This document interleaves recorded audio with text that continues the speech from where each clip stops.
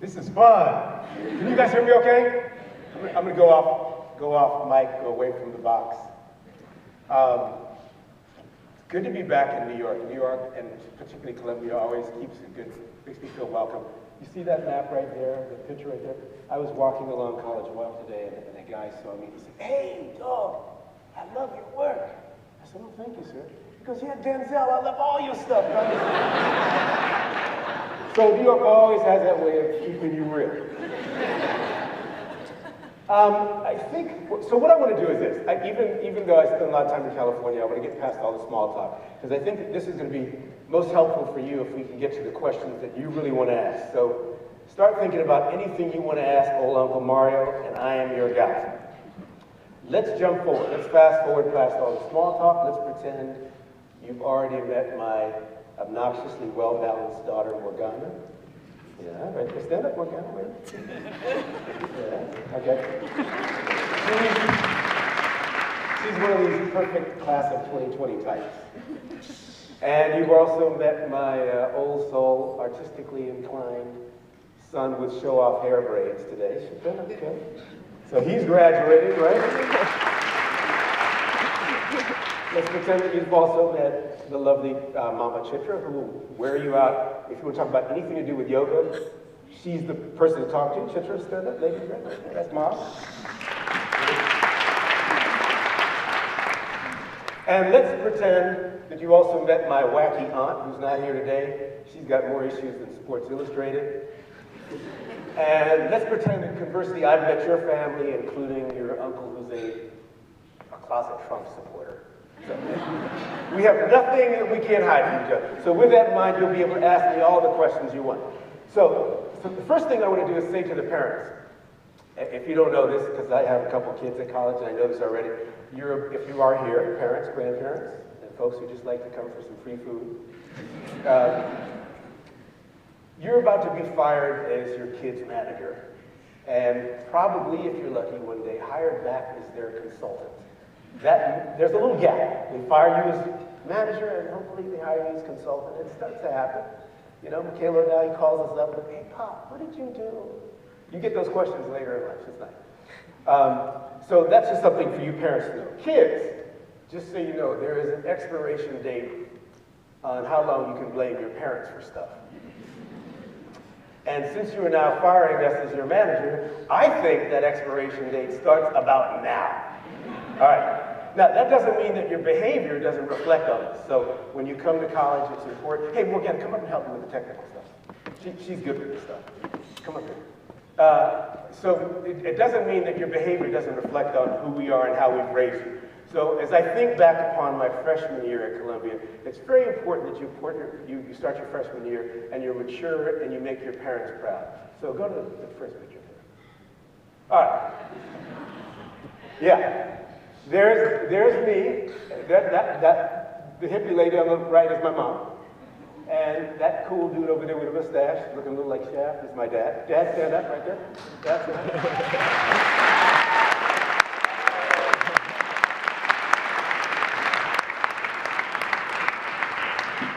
And as you can see, as I was getting ready to go to Columbia, I already had an innate sense of maturity.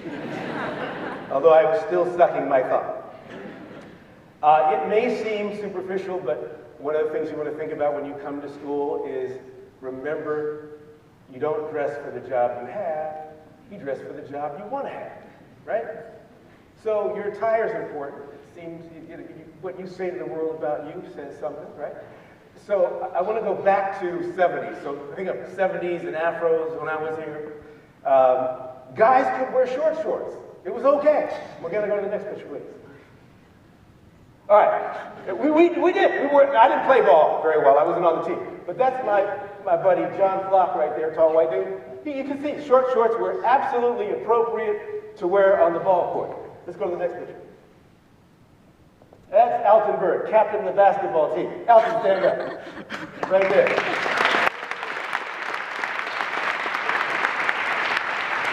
Bad brother. I wish I could play ball like him, man. But can't. But you can see again, he's wearing them short shorts. It was okay.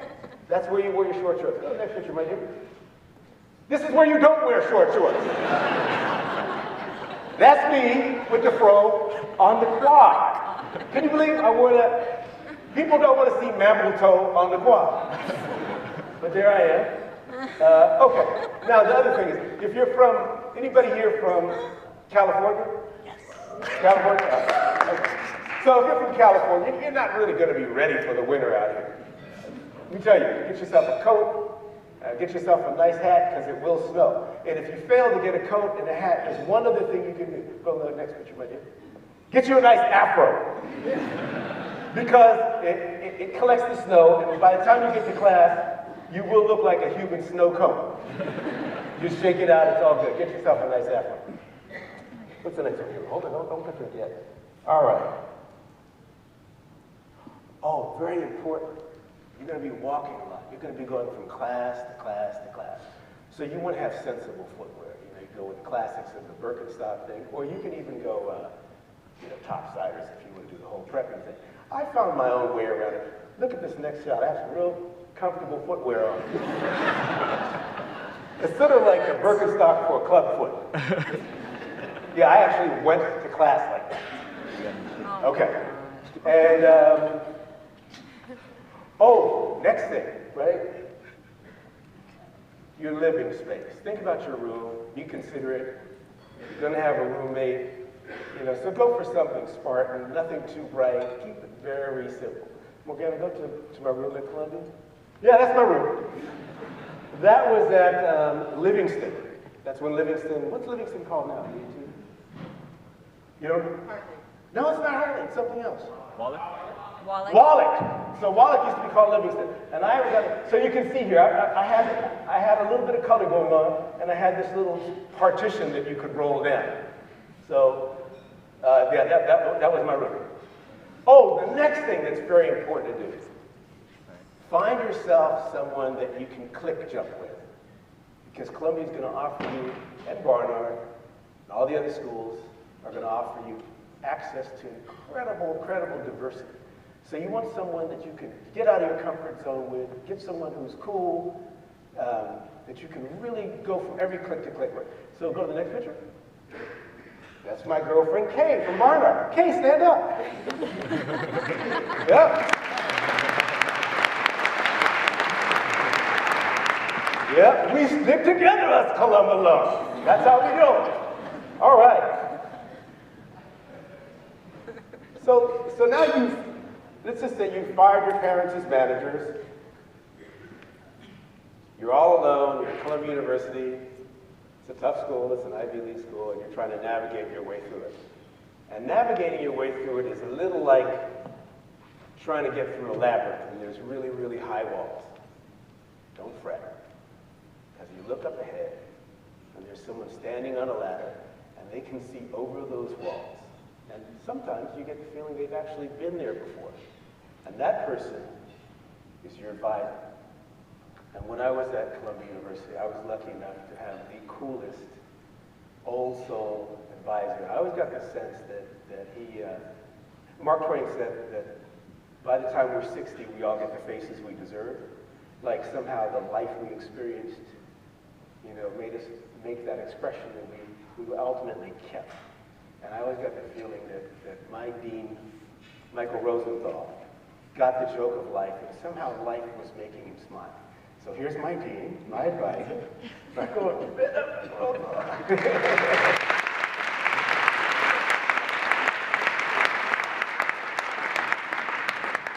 And Dean Rosenthal was really cool because he saw me go through all the phases, when I got here with the short shorts and all that stuff.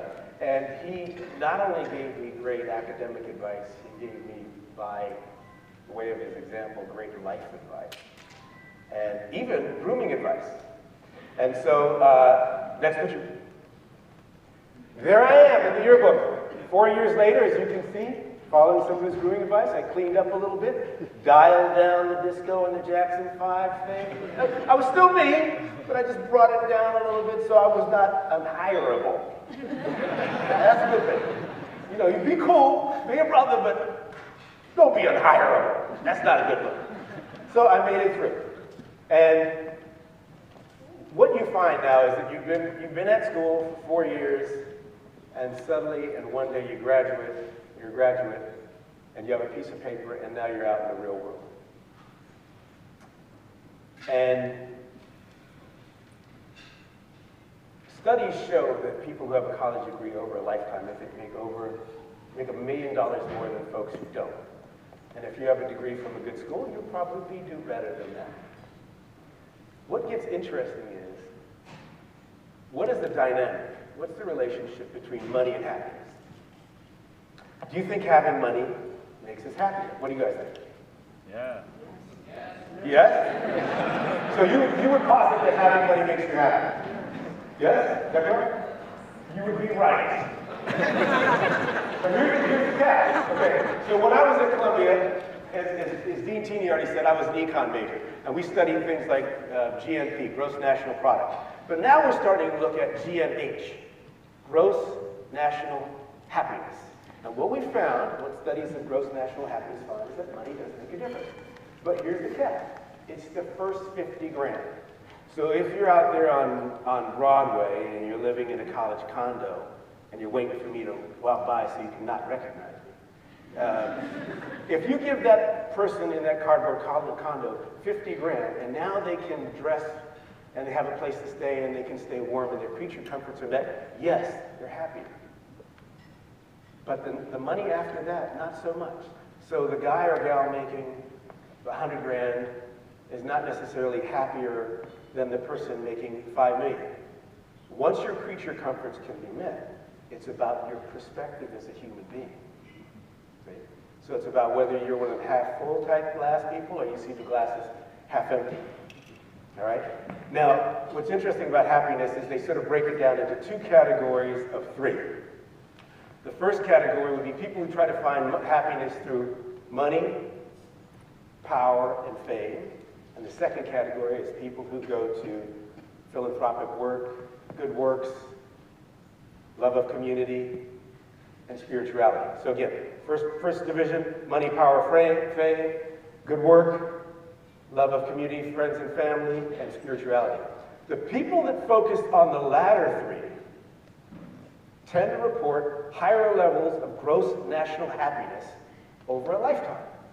The people who focused on the first 3, money, power, fame, tend to find happiness to be fleeting. It tends to go and come, and it's a little more nebulous. Just want to throw that out there, you'll probably forget it. As young folks, like my folks, you're going to go, and like I did, you're going to go for initially money, power, fame, and that's a healthy evolution as a young person. But keep your eye on the bigger prize. It's going to bring you a higher GNH over your lifetime. All right? You guys okay so far? Yep. Okay, cool.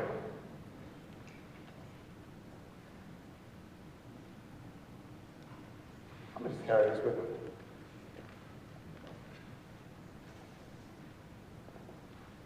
So now you're out there, you're making money, you got your degree. What's the future going to look like? The truth is, we have no idea. When I was here in the 70s, if you said there's going to be a smartphone one day that you can do all kinds of dumb stuff on, I wouldn't have known. I wouldn't have known that you could have a laptop in your room that has more power than what we had in a room lined with computers back in the day. So we really can't predict what the future will look like. But we do know something. If there's going to be people in it, you're going to need people skills. And when I was here, I think we were at maybe 5 to 6 billion. Now we're heading towards 8 billion people on the planet. So, and the world is changing. So if you are a person that can make the world your comfort zone, you're going to be way better off. I'm hiring people all the time to work with me on my films. I always hire people that are good with diversity, people that are good with all kinds of folks. You want to expand your comfort zone to be the world. That's super important. That's really, I can't emphasize that enough. I don't think any school gives you that like Columbia does and like the city of New York does. All right? So my advice is not to think about building walls, but to think about building bridges. And when I talked about Kay and I earlier, I mean, Kay and I literally went to every party there was on campus. We went to the Chinese engineering party, we went to the gay and lesbian ball, we went to the drink beer with the jocks, we went out to New York, we saw theater, we did everything together. And that is invaluable.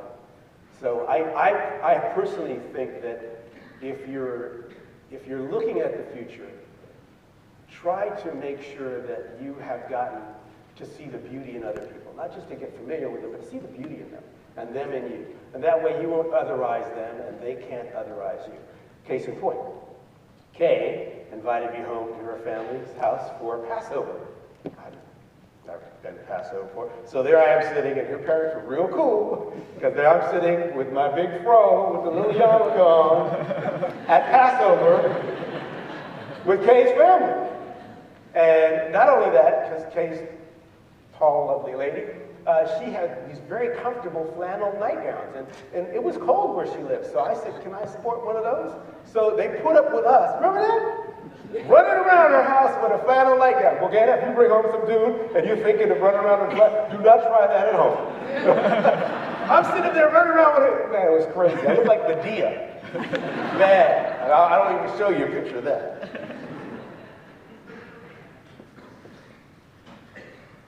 The other thing is that not only will the diversity in your experience help you later, but it will also be friends for life. Like I said, my brother and buddy Alton Bird is here, and John Flock, the other guy who I pointed to with the short shorts on, ended up becoming a film producer and hiring me as an actor to be in one of his films, and he gave me the biggest check I've ever gotten in my life.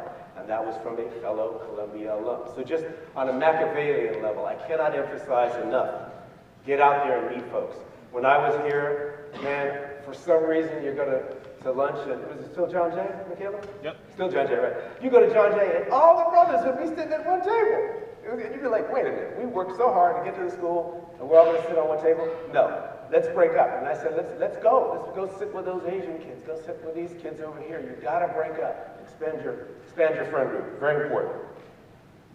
There's an old saying that if you keep doing what you've been doing, you're going to keep getting what you got. Keep doing what you've been doing and keep getting what you got. Well, we've been educating people for a long time, and young folks have been listening to old folks for a long time. And that's a good thing. And we've made incredible advances. And I don't want to scare anybody, but what have we got? Well, when I was here between 74 and 78, since then, we have lost over 52% of the world's wildlife. Just in the time I left. You left, you were smart guys. I like to think I'm a smart guy. But what did we do to make this planet better? What did we do to make our lives better, to make other people's lives better? Dr. King would say, we either learn to live together as brothers and sisters, or we all perish together as fools. I'd add to that, we either learn to live together as brothers and sisters in harmony with nature now, or we all perish together as fools. It's not enough that black folks and white folks and straight folks and gay folks and green and pink folks get along. That's cool. We now have to figure out how to be right with nature, or nature won't be right with us. So if I said, what was that, 30, 40 years ago I was here, over 52% of the world's wildlife, we're kind of heading toward a Mad Max movie. So we have to figure that out. So whatever you love doing, and this is the key. I think for careers, there are 3 loves in life. If you're really lucky, and this is something my dad said, you're going to run into isms wherever you go. So you can run into isms at the post office. When I say isms, sexism, racism, classism, lookism. So see if you can be in the business you love and affect change in the business you love. All right? So I think as we look at it now, whatever you love doing, you may have to think in the future of how you do that in a sustainable way. So what we teach you here, I was an econ major here, and we studied great thinkers, Keynes, Adam Smith, and what that did was it helped me later monetize that which I love. So even though I took economics, and it may seem like a jump to you, why did I go into film? Well, my dad had always said, son, show business is called show business. So understand the business, understand the language of finance. That means that as an artist, I'm free to set up my own movies and do my own thing. So having an economics background liberated me as an artist to say, okay, if I can do the movie for this much, sell foreign for that much, break off this piece for that, then I can do this. And I can actually deliver a message at the end of the day, because I understand the economics of it, that is actually something I'm proud of. So love what you do, love the people you do it with, and love what you say with it. All right? In economics, what we learned was that the price of that wooden table that you're sitting at was how much it would cost a guy to go to the forest, cut down the wood, put the wood together, take the table to market, and then the forces of supply and demand would to tell you that the price of that table. But that was flawed. That's actually not correct. Because what that economic paradigm never took into account of was what the heck was that tree doing before we cut it down? So some of you go, oh wow, well, the tree's holding down topsoil. It could be an animal habitat. It could have medicinal purposes. If you're Native American, you might say that tree even has a spirit. And if you're simply a scientist, you'd say, oh, that tree gives off oxygen. Well, now for the first time, since we're taking down so much of our forest and the rainforest, economic models are having to predict how much that wooden table would cost if we have to end up creating our own oxygen. That's a real deal. So what you want to do is not just learn, but think critically about what you learned. And so that was huge here. One of the things I loved about Columbia, as I look back on it, was my ability to think critically.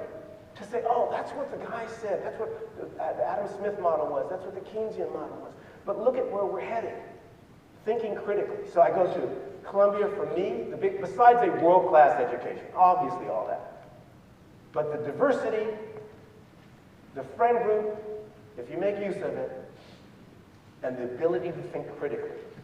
Because if the future is a moving target, if we really don't know what the future is going to hold, then education has to be a fluid experiment. You're going to have to think critically all along the way and go, aha, this is how I adjust, improve, and sometimes discard what I've learned. Does that make sense? Good? Yeah. All right, cool.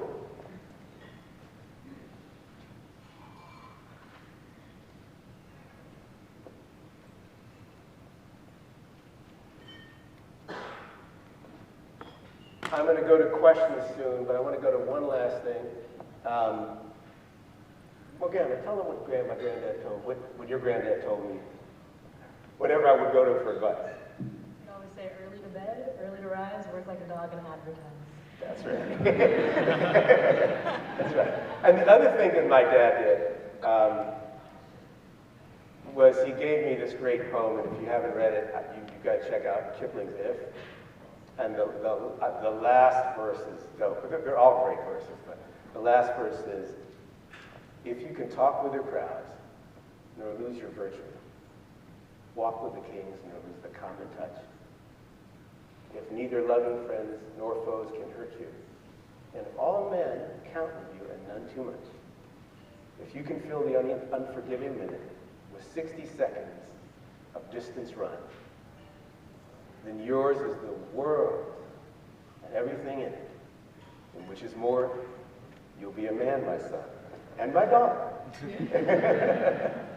Now, any questions? Ask away. I'm here. I'm your crazy Uncle Maury. You can ask me anything you want. Uh-oh, we got it. Oh, yeah. I'm going to stay right here. I'm going to start with freestyle rapping. Come on up to the microphone. Come on up to the microphone. If you could change anything about the core curriculum, what would you change? You know, I think what's interesting is, like I said, about staying fluid for the future, was one of the things that I loved about my experience at the Columbia College was not just taking classes in my major, which I did, but all the other classes, the art humanities. Dean Rosenthal teaches English literature and English, literature humanities. I took cross-cultural sex perspectives with my sister. My sister was at Barnard, I was at Columbia. I was just talking to Michaela last night about some of the creative classes that he's taking. So I think the core curriculum gives you the classics, but the extra classes that you can take around that are great, and they're constantly in flow. When I was here, the classes weren't available, some of the classes that my son is taking right now. So I think it's always in flux and growing. I'm actually very happy with it. Next question? All right. There's a microphone right there. Oh, good. Hello, so you went to school in the 70s, which was a... Don't say it like I'm old. You see that? You went... No, go ahead. That was big time. That was big time activities on college campuses. So did you participate in the stuff about the Vietnam War, for example, or anything else that's happening on this campus? Interesting. We have, as you know, probably a protest at Low Library right now, where people are speaking up about... I didn't see anything this morning. Oh, you didn't go? We ain't loud. Okay. We're concerned about our investment in fossil fuels. There was right before I got here. So when I got to Columbia, I think part of the reason I was able to go here was that it was active and proactive. And what happened was my dad and Dean Rosenthal knew each other and somebody else, and they met, and I was able to go here. But when I went, I was just post that earlier state of activism. So basically, I occupied my room. But I was with it in consciousness. Okay, next question. Come on, man, you get me on the wire. I'll answer any question you want. Just go to the mic. Yes. How would you say that Columbia changed you and your perspective on life and everything? You know what? That is a great question. I think one of the things that I learned at Columbia, sort of like what Dean Tini was saying earlier, is that with the whole 2020 perfection thing, is that your education should be a lifelong process. You know, when you see a cartoon where someone's learning something, they got an idea, that light bulb goes off over their head. Well, studies show that when you learn something new, anytime you learn something new, you turn on all the cells in your body. You actually physically stay younger by learning. So if you continue to laugh and learn and make education lifelong and never see it as I've reached perfection state, keeping that sort of Zen perspective, I think that's it. And I think being a student of life. And I think that having that humor about it, getting the joke of life, being okay with being wrong. If you, by the way, I really recommend taking classes off the grid. You can take them pass fail. You know, stretch yourself. Take things you wouldn't have thought of taking. I've learned things that have come back to me 20 years later that I didn't know when I was here. So I'll do something and I'll go, oh wow, that's what that class taught me. So I continually find myself going back to some of the things I learned. And I think the biggest thing I learned was keep learning, never see it as a total state of perfection. Yeah. Are we running out of time? Maybe at the end or One more question? Cool. Yes. Okay, so I was wondering, if you had the opportunity to come to Columbia all over again, what would you change about your experiences? I'd probably have shorter hair. Wouldn't wear those shoes.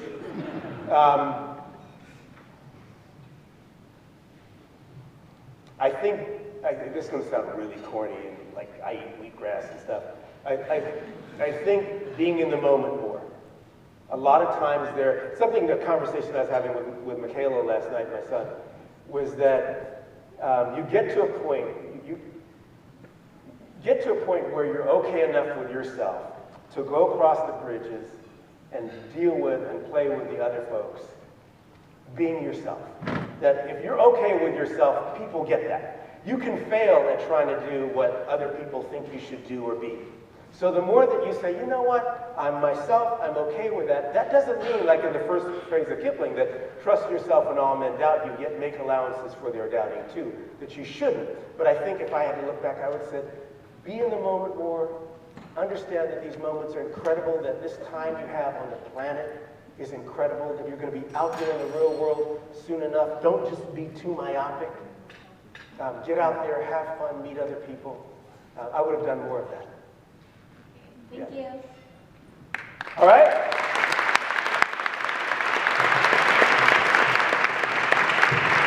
Good? All right. Oh, I'm staying here. Okay. Thank you so much for returning for Perspectives on Diversity.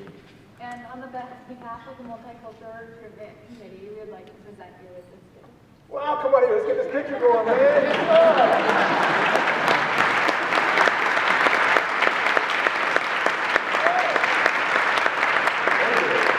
Cool.